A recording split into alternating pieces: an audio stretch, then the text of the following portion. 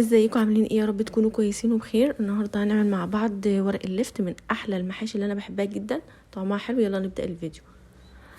اول حاجه بجيب حله كبيره كده على النار، بحط فيها معلقتين كبار من سمنه وزيت على بعض، بسيبهم يسيحوا. بعد كده بنزل بالبصل المفروم وفلفل برضو حامي مفروم، وبنزل بعصير الطماطم واسيبهم على جنب يتسبكوا.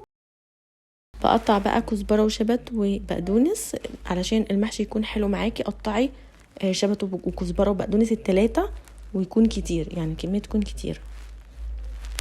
بعد ما قطعتهم كده بسيبهم على جنب، وبعد كده بقى بجيب الرز الابيض مغسول وبسيبه يتصفى كده في المصفى، ينزل كل ميته علشان لما احط الصلصه يكون حلو ما يكونش فيه ميه. بعد كده بقى حطيت الشبت والبقدونس والكزبره الخضراء، واحط بقى البهارات زي ما تحبي بقى. انا بحطيت فلفل اسود وملح، كزبره ناشفه، وبهارات محشي بيكون فيها كل حاجه، والسبع بهارات، وبقلبهم كويس كده بالطريقه دي. بعد ما قلبتهم كويس بتكون خلاص الصلصه اتسبكت على النار.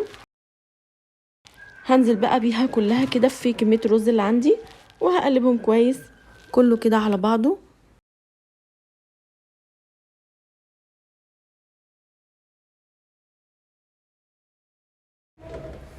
هنا بقى ورق اللفت او اللفت بعد ما اخدته، طبعا انا مش برمي الراس الكبيره دي بتاعتهم، مش برميها، بعملها مخلل بيكون حلو جدا. هعمله معاكم في فيديو تاني، هقول لكم ازاي نعمله يكون مقرمش كده وطعمه حلو بتريكات كده صغيره تخليه حلو. بعد كده جبت الورق بقى وسلقته بالطريقه دي يا دوب. بس عايزه اقول لكم ان ورق اللفت ما بياخدش وقت جدا في السوا، يعني يا دوب تحطيه بس في الميه كده يتبل، وبعد كده تطلعيه على طول عشان يبقى كويس. وهنا بقى جبت البطه كنت غسلها كويس جدا، بدات بقى احط عليها شويه دقيق وليمون وميه، نقعتهم في المحلول اللي احنا متعودين كلنا عليه دايما بننقعه فيه، وبيخلي اي حاجه يعني بط فراخ اي حاجه تكون طعمها حلو لازم نغسلها كويس جدا بالطريقه دي. وبدات ادعكها بقى بالليمونه كده والميه والدقيق. بعد كده صفيتها كويس وشطفتها، وبعدين جبت بقى اكبر حله عندك.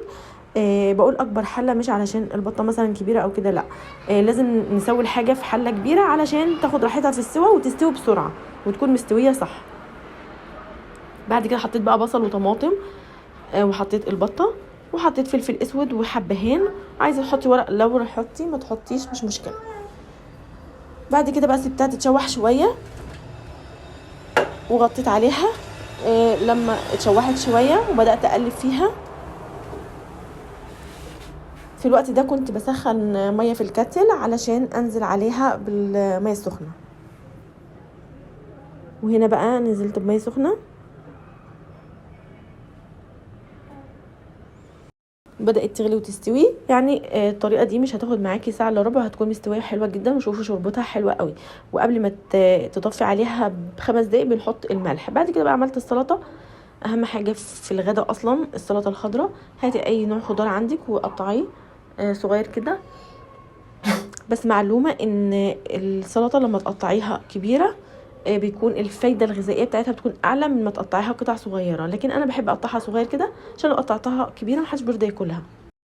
انا هنا كنت قطعت طماطم وخيار وفلفل اخضر وفلفل الوان، يعني احمر واصفر، قطعتهم قطع صغيره، وجزر، كان عندي خس برضو قطعته. عايزه تضيفي بقى جرجير او بقدونس وشبت وحاجات من دي، انا هنا ضفت كزبره اللي هي اتبقت عندي من المحشي من خلطه المحشي، كزبره وشبت وبقدونس، وهنا خس اهو. بعد كده بحطهم بقى في طبق كبير كده، وبنزل عليهم بشويه بهارات. بحط فلفل اسود وكزبره ناشفه، بحط ملح، وبحط شطه لو عايزه ان هي تكون حراقه، ومعلقتين خل بيخلوا طعم حلو جدا. عايزه تضيفي بنجر مفيش مشكله، بيخلي برضو طعمها حلو قوي. بعد كده حطيتها شويه في التلاجة. وبعدين المحشي كان استوى، والبطه حمرتها في الفرن علشان تتحمر بالشكل الحلو ده. بدهنها سمنه بلدي ولبن، وتشبعيها باللبن والسمنه البلدي وتحطيها في الفرن وكل شويه تقلبيها. واليوم ده كان عيد ميلادي، بدات اعمل حاجات بسيطه كده. نزلت جبت تورته وعلقت بقى الزينه، وعملت شاي وجيلي. ويعني اهو يوم والحمد لله عدى على خير. يعني بحب احتفل كل سنه كده لو بحاجه بسيطه، بس تفرحي نفسك وتفرحي الاولاد وكده. وبس كده الفيديو بتاعنا خلص النهارده، يا رب يكون عجبكم. ما تنسوش اللايك وسبسكرايب على القناه علشان اي حاجه بنزلها يجيلكم اشعار بيها.